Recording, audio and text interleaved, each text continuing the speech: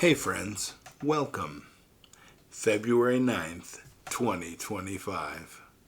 What if Jesus wasn't just a figure from history?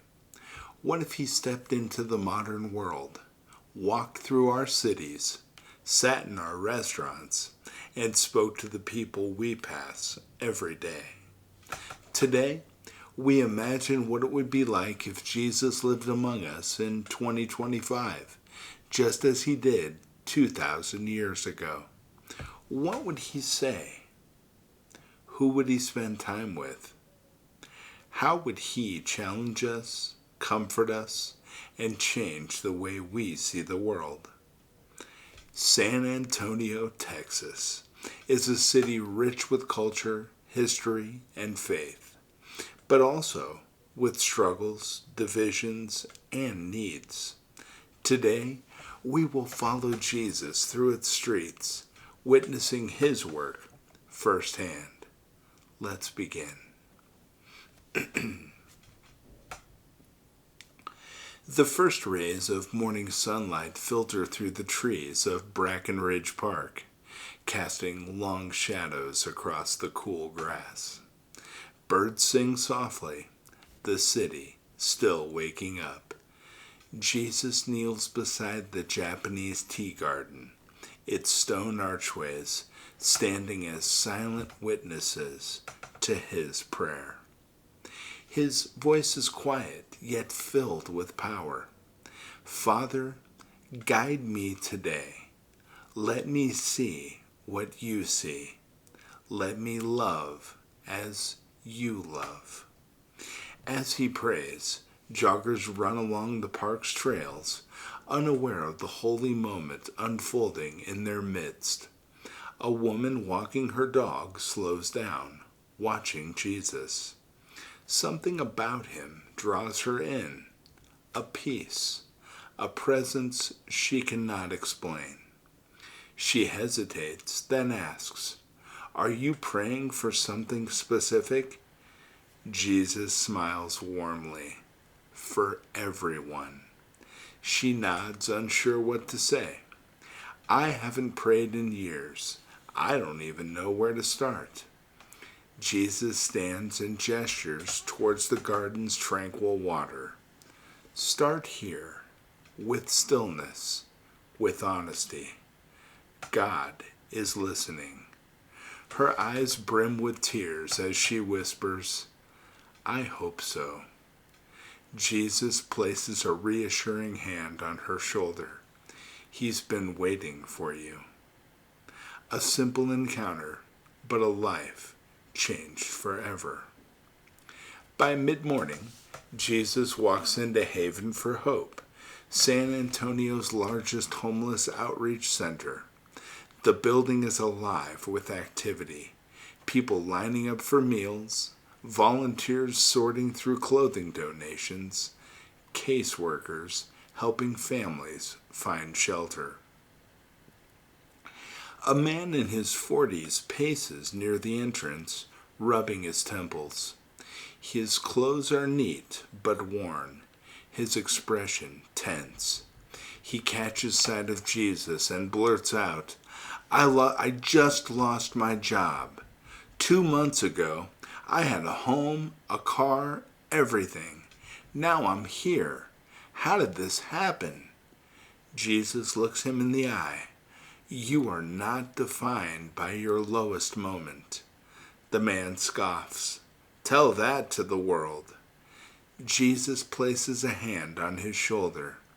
"I will tell you. The world measures worth by success, but God sees your heart. He has not abandoned you." A volunteer offers the man a seat and a cup of coffee, inviting him to a job training session. The man hesitates, then nods, taking a deep breath. Jesus stays for a while, listening, speaking life into the weary. A woman with a tear-streaked face asks, "Are you a pastor?" Jesus smiles. "Something like that." She whispers, "Can you pray for me?" He takes her hand. I already have. The rich aroma of fresh tortillas and sizzling fajitas fills Mi Tierra Cafe y Panaderia, where Jesus takes a seat near a vibrant mural of Mexican heritage. The restaurant bustles with laughter and conversation, and waiters glide between tables, balancing trays of steaming enchiladas. At a nearby table, a group of young professionals discusses stock investments. One of them, a man in a tailored suit, gold watch flashing, glances over at Jesus and, recognizing him, calls out, "Hey Jesus, if you were building wealth today, where would you invest?" Jesus sips his water before answering, "In people." The table laughs. "No, really, stocks, real estate, crypto?" Jesus leans forward. "A man once stored up wealth for himself, thinking he was secure. But that night, his life was required of him. Tell me, what did his money buy him then?" The laughter dies down.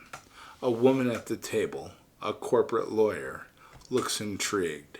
"So, you're saying money is bad?" Jesus replies, "No, money is a tool, but if it owns you, it becomes a chain."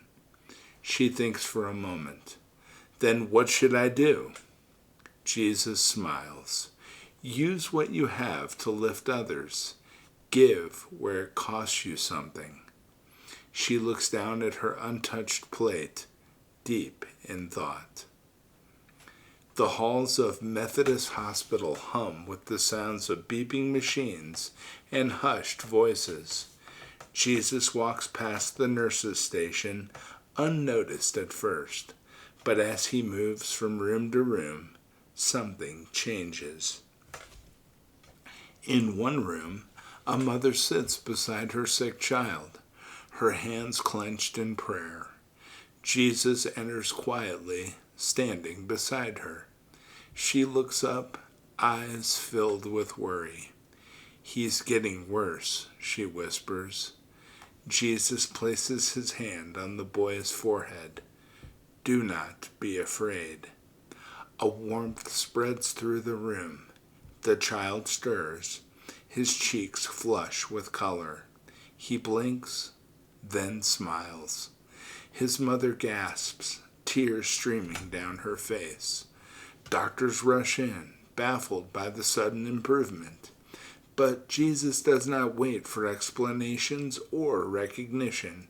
He moves on, offering comfort to the grieving, peace to the anxious, strength to the weary.